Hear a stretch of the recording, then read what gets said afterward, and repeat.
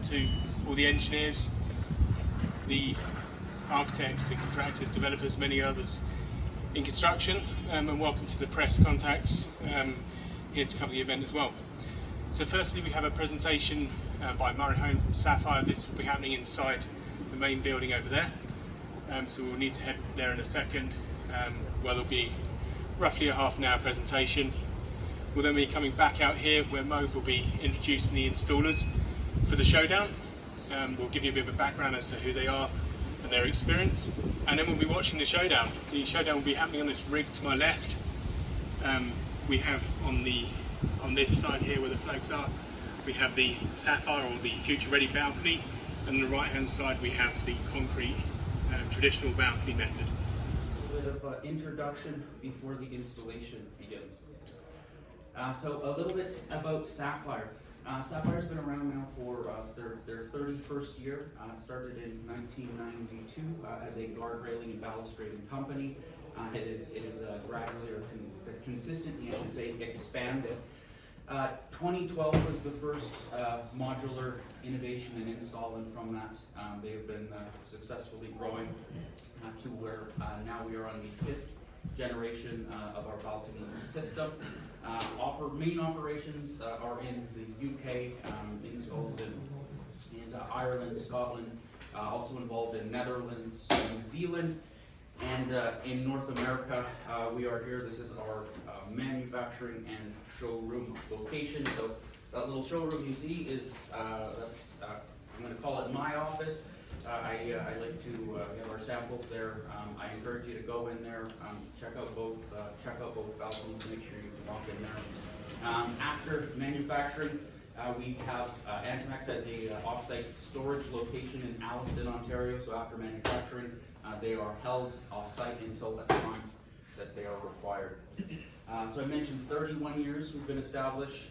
In the past 5 years, we've built about 25,000 of these units. Last year, our best year, doing 6,000 units.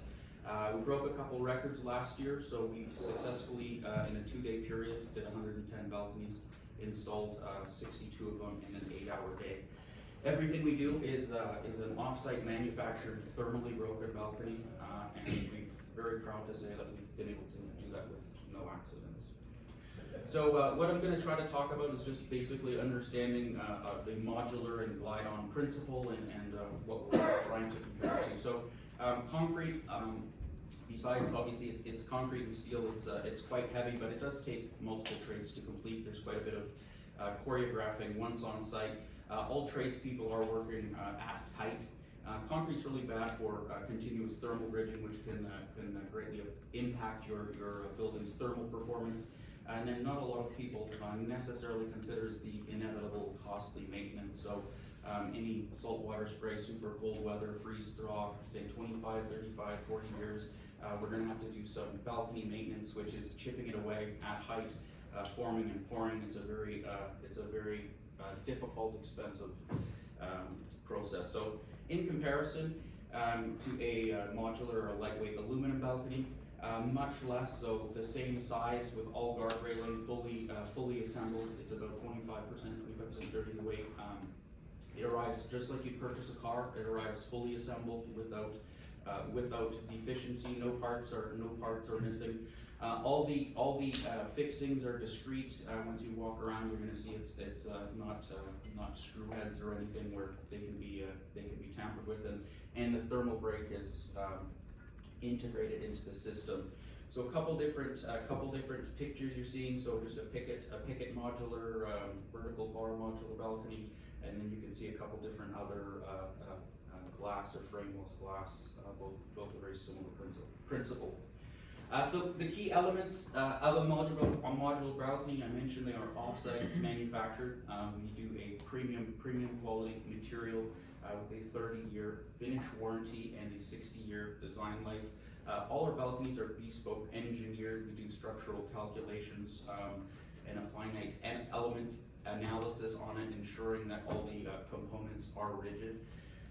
Very lightweight, so similar to let's say an airplane wing that has a very high strength to low weight ratio.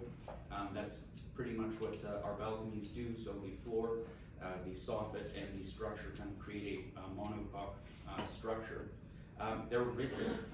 So in the, let's say, in the journey of cantilevering and thermally breaking concrete, it has been discovered in certain jobs that cantilevering concrete with certain structural breaks can cause a bit of liveliness or deflection at the end. So Sapphire designs their own anchor, which is a mix between thermal benefits and ensures that it's completely rigid. We do have a templating process when laying out our anchors and quite a bit of adjustability within our system itself, meaning that our balconies will always fit. Discrete fixing, and each balcony has a complete photo traceable quality control system, or we have a system behind it called Passport. So all the way from production to installation, it's all digitally traced.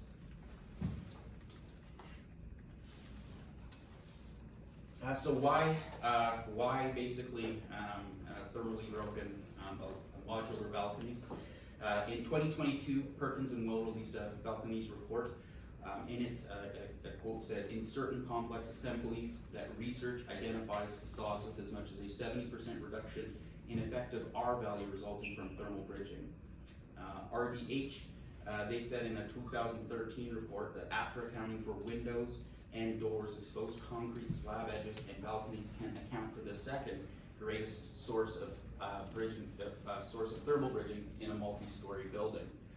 So where thermal bridging occurs is quite simply the lineal plane or wherever it's attached to the building or to the slab. So conventionally, we've always just cast concrete, as you've seen on the left. Just the slab continues right outside. We would add some sort of either a chemical topper, let's say pavers, or just plain, and then finally the railing. On the right is more of a theoretical 2022 solution of how to continue using concrete in a more thermally efficient way. So it involves a drop slab. You can see the Roxel wrap on it, some sort of kind of iso topper. Then they're adding pavers. So from a constructability point, I just see six extra steps that are all being done on site, requiring labor. What does that really get for? So the continuous slab, if you look at the top, their heat loss coefficient at 1.05, don't necessarily worry about the numbers, just the association. To the right, doing that 6 extra steps, the continuous slab or wrapping your concrete, they were actually able to almost double improve the thermal performance. But once you actually start moving to thermally broken or a modular balcony, illustrating there in the Sapphire, it's about 0.211 or about a 5 times improvement in your heat loss coefficient. If you look below, look at what that does in its effect to the effective R value. So from a continuous slab balcony going from about a 9.1 to a thermally broken somewhere in that, say, between the 15.5, 16 range. So that's almost almost doubling that improvement just with the thermally broken balcony. So the continuous slab method, or the concrete thermal break, there's a couple different methods. So one is the simple the concrete structural thermal break. You see right here, the rebar passes through some interface, and it's tied into the rebar meshing. You can see the thermal break. Very similar process in that the balcony has to be cast, propped up, and yeah, very similar than the other steps would occur. So with a modular balcony, we have to determine a few things. So I'm not going to say the easiest part, but we do have a software that helps us actually design the cassette. You can choose the floor, but part of the magic, I guess, is determining how to tie the structure back to the building. So when we design an anchor, we have let's say a system or a basis of design, but every anchor is bespoke engineered to your exact application, to your exact building, and to the thickness of the slab or the substrate we're working with. So in concrete, if we are doing, we have a embed. You can see You can see some of the embeds in the trailer, but the embed or cast are tied within the slab mesh. You'll have a phenolic or a non-compressible phenolic resin panel, which is the thermal brakes, and then you have galvanized steel stubs or arms that are protruding out of the building. So you can see we have a spacing template that aligns all the arms. So this is one way what we can ensure that as long as those are in proportion, or the spacing template is on, they're going to be perfectly in proportion to the receiving holes on the back of the balcony, and we can install it every time. So a couple different. This is the showing the embed into the concrete. Sometimes you're going to see in our marketing or installations, you're going to see long arms sticking out of the building. Today we're going to be using a remote locker device. So we just have these stubs protruding. They're based off the same system. That's the glide-on system. What's the difference? Why long arms sometimes and why short stubs? It's just based on exterior access and the constructability of your build. So if you see a variation, kind of any of these, either a little stub, a longer solid arm, or an arm attached to a stub, it's all essentially the same style of installation, just based on the type of build. So as far as the dimensions and how far we can project these balconies and keep them rigid, we design balconies to be rigid at L over 360, based on our most common, I'd say in the Toronto area, the 200 mil slab. That means we're very happy or comfortable projecting out 1.8 meters. So if we wanted further projection, we might have to go with increased amount of anchors or different variations in anchors. So installation, you're going to see the installers are never, they're behind a aluminum guardrail.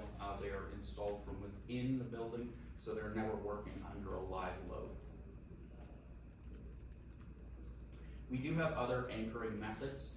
So the glide-on anchor system can be top-mounted directly onto a CLT slab. You would conventionally add a 30-40 mil acoustic concrete topper covering the hardware. We have a phenolic or the thermal brake on the edge, and a very similar style install to the anchor to the embedded concrete. This is a project that is active. We just have it mocked up at the Lido Wall Factory, but this is for the Daniels Corporation. This is a CLT top and bottom attached, very similar stub or anchor, and this is to a passive house standard. So if all goes, I shouldn't say if all goes, when all goes, this will likely be our first CLT passive house project in the GTA. Another great way we can interface with is with Pico's Delta Beam system. So we can interface or locate our pole locations with their outer ring beam. We can add our stubs just prior to installation. So now as the building goes up, you can see in the very bottom here, building goes up, glasses up, you can see the little stubs. How we install the balconies, and this is what we're going to be watching today, is with the remote locker device. So the remote locker device, we actually have those arms embedded into the balcony themselves, and the remote locker is a remote controlled device that will actually locate with locating pins those stubs and make it safe for the installer to go on. So the advantage with the stubs is you don't need like the longer arms. You don't have that access that requires to swing in the same way. So that's another anchor option. For lighter, when we don't have the structure in the floor itself, we can do other forms of to tie back the forces. So a tie wire or tie bar is a great way of doing that. We can attach it to the wall itself on the left. It's probably the more elegant look is having the tie bar just terminate at railing height.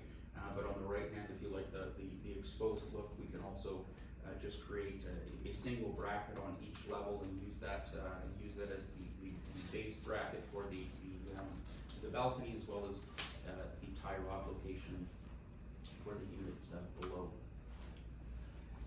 Another example, just a smaller kind of Juliet style, but a hook-on balcony. So just 2 penetrations per floor, a stainless steel style hook, and again using that same bracket to connect the one above. So once we don't have, again, once it's not necessarily the structure in the floor. Another innovation we built is a 4-point hook-on system. So not guaranteeing it has to be defined to attach to a metal post as illustrated, but on 4 points can attach in the sides. The mechanics and all the adjustments are in the side walls, or we call them stress skins. So that actually acts very similar to the tie wire in a solid form. The face or the front you can have as picket glass, whatever the choice would be. And then there's also option of putting our interface or template into precast. So you can see it above, and in the same principle of a balcony, you could perform a canopy as well. So that's more of the anchoring system. I'm going to quickly talk about the cassette structure and a little bit of its function and performance. And I know I have to be fairly quick today. So the soffit, a couple of things. The cassette structure itself. So this is made up of the flooring, the actual cassette structure, and the soffit tray underneath. So our flooring, as you'll notice, is flow-through flooring. We have about 6 mil gaps between either the pavers or the planks. So moisture flows through and lands in the soffit tray, which is about 300 mil below. If you look, this is the underside of the soffit. So if you go on the trailer and you look up, that's basically what the underside of the balcony or the soffits would look like. So they're in 400 mil width trays, basically an inverted standing seam roof. Catches all of them in the panels, and there's a slight, you can see about a 2-degree slope to the front. It all flows, lands in the soffit trays, and expels at the front. So we have two different options. This is kind of illustrating here the edge drain one, or the gravity edge drain. So it lands in the tray and just pops out the front. There is also a reverse drain where the soffit tray is reversed back towards a pipe collection system. Places in, I was mentioning someone earlier in BC, if you don't have a canopy on your top floor, that is a requirement. Something you'll notice as well, I think it's a great accessory or feature, is we have the ability to offer accessible flooring, accessible level flooring. So because the moisture is about a foot below the actual deck surface, we don't require that big threshold to step over. So on the left hand side, that's showing a CLT style attach, and you can see the hardware's covered, the flooring's perfectly in line. If we're doing a concrete style build, I know the detail might be hard to see, but if we have to go level to the bottom of the concrete slab, our cassettes are around 340 mil width. We might have to lift it up. So if that's the case, it might be up to about 125 mil above slab. You'd still have flooring and other things to account for there. Floor options, we do have a variation. You're going to see them on the trailer as well, but we do have an aluminum floor. It comes with some nice grooved anti-slip grooves, as well as a non-slip coating. It's available in a sublimated wood grain version called Naturo, and then we also have a mineral composite decking product. So it comes in a couple of different widths, but that's called Luxura. So 150 and 200 mil widths, and those are in 600 and 1200 width pavers as well. The final, let's say, the selection is the guard railing or balustrading. So we often show, you have a lot of frameless glass that you see out there, but we can do vertical bars as well as solid wall. We do have, as we started off, I think I mentioned Sapphire was a guard railing and balustrading company originally. We have a lot of experience with that, and have a lot of experience with variations of it. Our cassettes, they can be built in 6-meter long sections, so it's quite a substantially long balcony. We do add, or we do provide, offer privacy screens. Privacy screens are one of the only things that are attached. We'll actually do after the balcony's installed. We don't have to lift it with the glass in place. Couple different options, either the exposed hardware point fixed style, or we can cover up the hardware basically done the same way. We just add a standoff and a aluminum plate. As far as glass, Toronto requirements is 16 meters and below. We require bird friendly glass. This is showing opaque glass. We can also do any sort of screen printed pattern within the glass, all possibilities, and have even talked of using photovoltaic glass for a net positive balcony. So yeah, all possibilities. Here's an example. This is a much longer cantilever. I mentioned 1.8 is kind of the cantilever we're comfortable with. This is about a 2.6 or 7 meters. So we did not have, or the slab would have caused too much bend, but we can use the tie bar and again connect those forces back, so we can do larger style balconies. Couple more slides and we're gonna wrap this up. One of my favorite or most important parts to me of Sapphire, and I'll define it is macro modular and micro modular, and I'll try to define it in the macro in the larger sense is, as you can see here, there's a balcony missing. So in the same way that we can install a balcony, we can take it off or remove it in about the same amount of time. So this picture was this picture the balcony is missing because there was someone had a beanbag chair on the balcony and flicked a ciggy and anyways, the balcony, it's non-combustible, but I don't know what a beanbag filler would do to that. It was just simply a more cost-effective solution than trying to repair little parts and pieces and just remove the balcony and replace the balcony.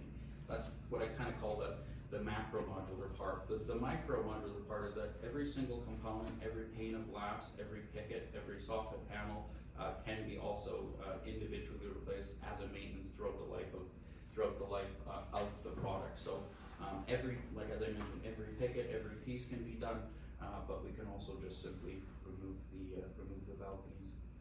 There's a lot of different variation in bar pattern, thickness, different things like that. We're not going to necessarily touch on that too much. We're just going to get you out there touching and feeling.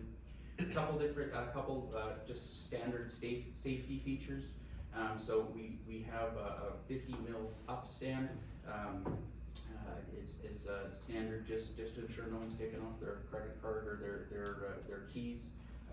The handrail or the top rail has a slight bevel back towards user's interface, and hopefully no one's knocking the beer off. We can also do solid walls. So with the solid wall, that doesn't have to be on the side. It doesn't have to be all three sides. We can actually specify each side completely individually or uniquely. So the solid wall has the ability. We can do perforated patterns or any laser cut patterns in there. And here's also showing a full side non-structural wall, or basically a full structural non-wing wall that kind of adds some nice separation or privacy between balconies.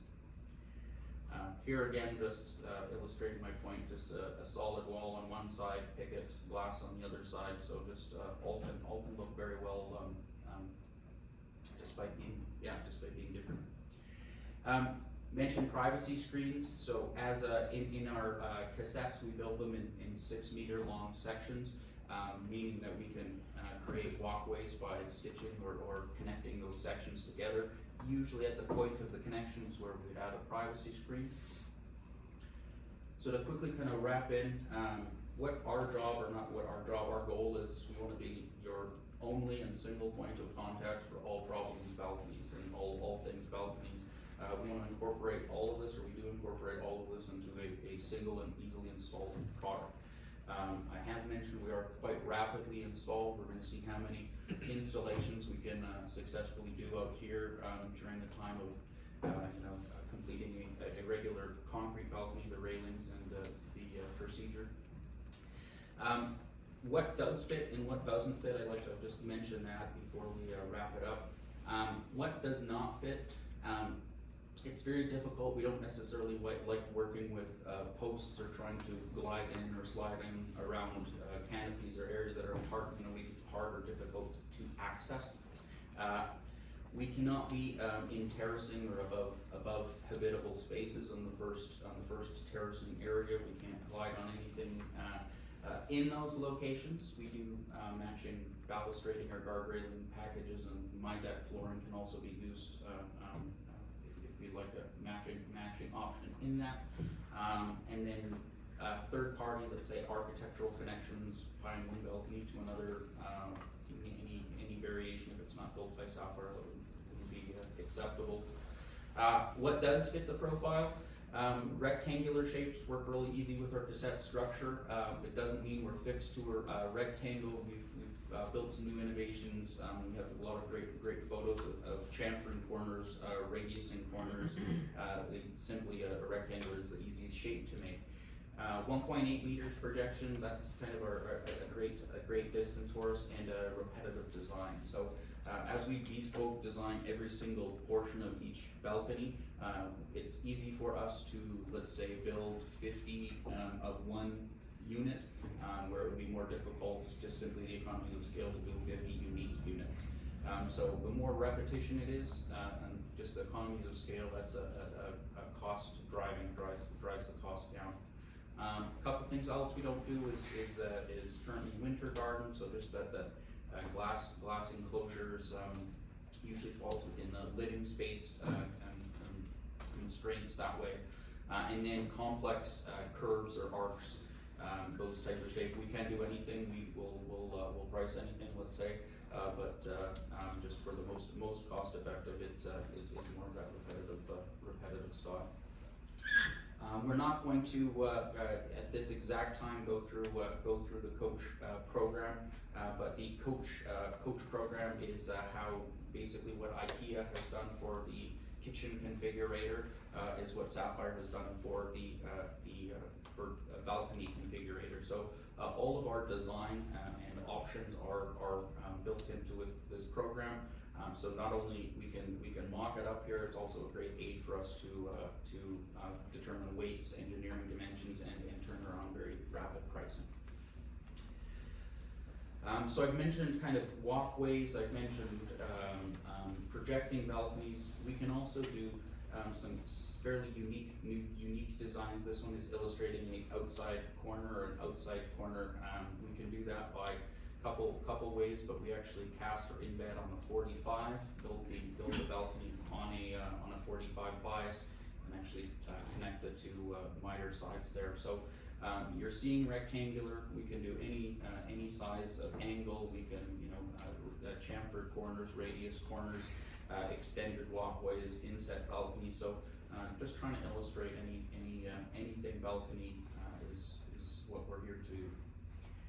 Our promise to the industry is this, and this is what we're here to help illustrate today. We're going to design balconies that are going to be rigid.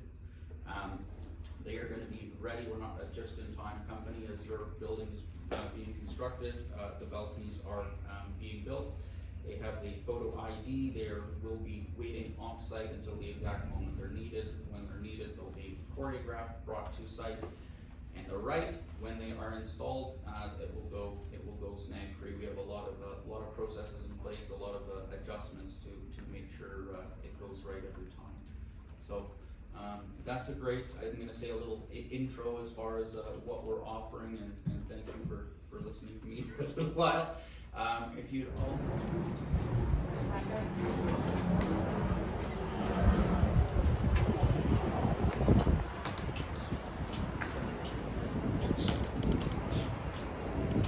We're now about to move into the core event of our day, the exciting Showdown.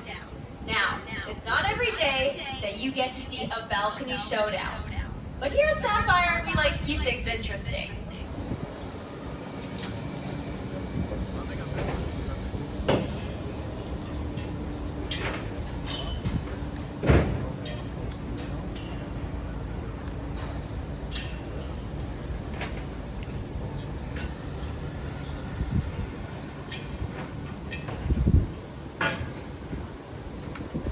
All right, here we have the blue team getting started. Up at the top is the white team.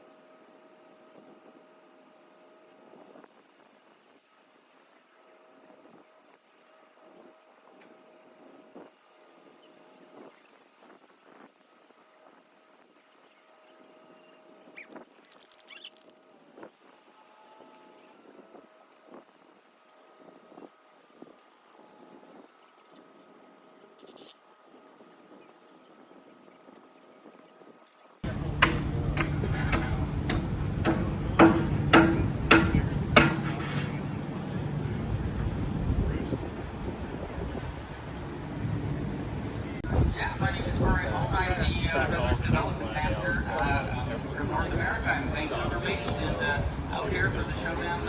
Good business for the world. Awesome. And why don't you give us a little status update on what's happening here right now?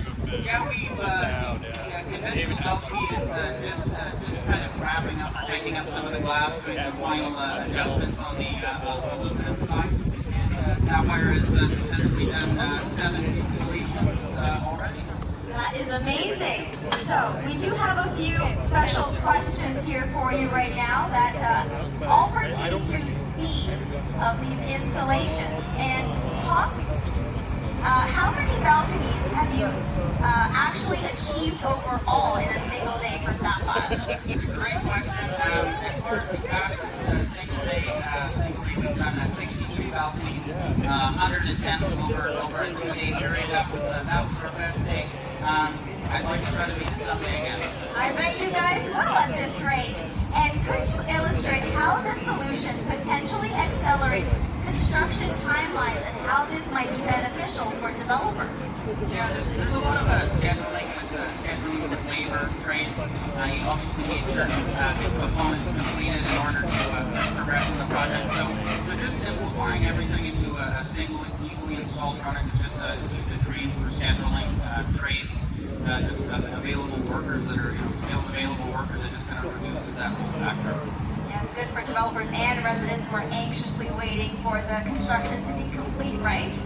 So presumably, shortening the program means there are benefits, especially for rentals. Is this correct? Yeah, absolutely. I think a big benefit is the speed or the rate of installation. I mean, we can get occupancy. We don't need the railings to be complete. Once the balcony is on, we're ready to go. So once the balcony and the conventional need, as you see, they're constructing, building railings. Those need to be tested. They need to be completed. The building needs to be completed before you can actually get occupancy. So the advantageous of balconies at all, the balcony sinks and trying to be occupied quicker heads and beds. Yes, exactly. So thank you so much, Marie, for sharing all of that with us today, and we're looking forward to seeing this count continue to go. All right.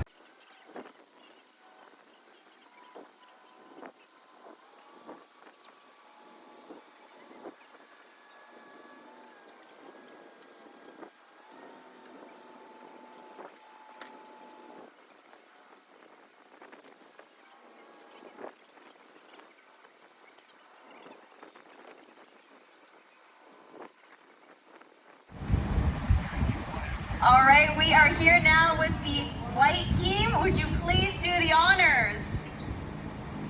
As they have finally finished Can't even do that right. their first balcony. Woo! As you can see, in comparison, the blue team with the future-ready balcony methods definitely sweep the board. So, for both of you, just looking at the score, would you prefer to continue with your traditional methods or try the more innovative method instead? I think I'd go with the more innovative method. And what about you? It's debatable. Is it? Nothing against the debate, more innovative system, but I just prefer the old style. All right, well, as we can see here, the benefits far outweigh in terms of speed, safety, as everything we have reviewed today with the incredible Sapphire Balconies. So we are here at the end of an exciting showdown. We have a winner, and they have not disappointed. Another gem in the Sapphire crown. So congratulations from all of us. And well, this brings us to a close of the Sapphire Showdown. Now let me hand it over to Nick Houghton of Sapphire, who will now wrap up this amazing event for us.